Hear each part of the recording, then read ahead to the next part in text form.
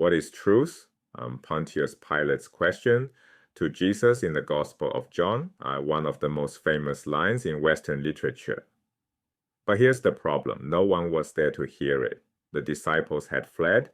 There were no stenographers, no court reporters, no journalists. So where did this scene come from? And then why does a completely different gospel tell a completely different story? To understand the problem, we need to look at the two most different accounts side by side. Let's start with the Gospel of Mark. Mark chapter 14 through 15. Jesus is taken before the high priest, the chief religious authority in Jerusalem's temple. False witnesses come forward but can't agree. The high priest asks directly, "Are you the Messiah?" Jesus says, "I am." Then he's brought before Pilate, the Roman governor. Pilate asks, "Are you the king of the Jews?" Jesus says, "You say so?" That's it. He makes no further reply. Two brief sentences across the entire trial. Mark's Jesus is stoic, nearly silent, defiant in his refusal to engage, a dignified martyr who will not defend himself before his accusers. Now the Gospel of John. Same event, radically different portrayal. John distinguishes separate proceedings before Annas and his son-in-law Caiaphas, a detail absent from Mark entirely. Jesus speaks at length. He challenges the high priest. "Why do you ask me? Ask those who heard what I said." When a guard strikes him, he pushes back. "If I said something wrong, testify to it." Before Pilate, he delivers extended speeches about the nature of his kingdom and the truth itself. "My kingdom is not of this world. Everyone who belongs to the truth listens to my voice." Pilate responds with that famous line, "What is truth?" John's Jesus is an eloquent philosopher-king. Place these accounts side by side. Mark's Jesus speaks roughly 2 sentences. John's Jesus delivers paragraphs of theological discourse. Mark presents a single appearance before the high priest.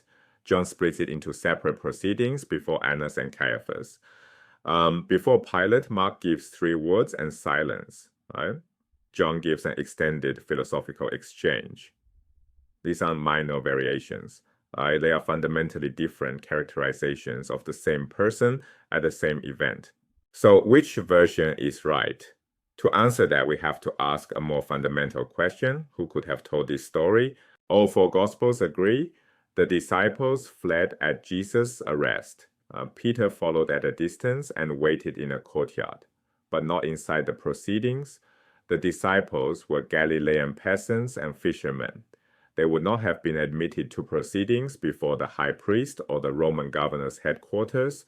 These were elite judicial settings, guarded and restricted.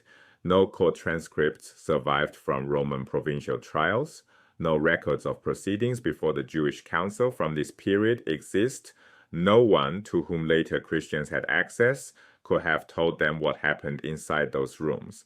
Some suggest a secret disciple or sympathetic official might have been present, but no gospel names such a source. Right? The texts themselves say the disciples scattered.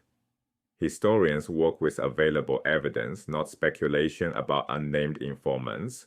The simplest explanation: no eyewitness account was available. Most historians, including believing scholars, conclude the trial narratives were largely constructed through oral tradition. Stories passed by word of mouth before being written down, shaped by the communities that told them. Early Christians knew Jesus was tried and executed. They reasoned about what would have happened and built narratives accordingly. Mark's community, writing around 70 CE, 40 years after the event, imagined a dignified, silent martyr. John's community, writing around 90 to 100 CE with a more developed theology, imagined Jesus as a commanding philosopher who dominated even his accusers. 20 to 70 years of oral development separate the event from the texts. Return to Pilate's famous question: what is truth? Powerful literature, profound theology, but a scene with no possible eyewitness source. It tells us what John's community believed about Jesus, not necessarily what happened in the room. Read these trial narratives side by side, Mark 14 through 15 and John 18 through 19.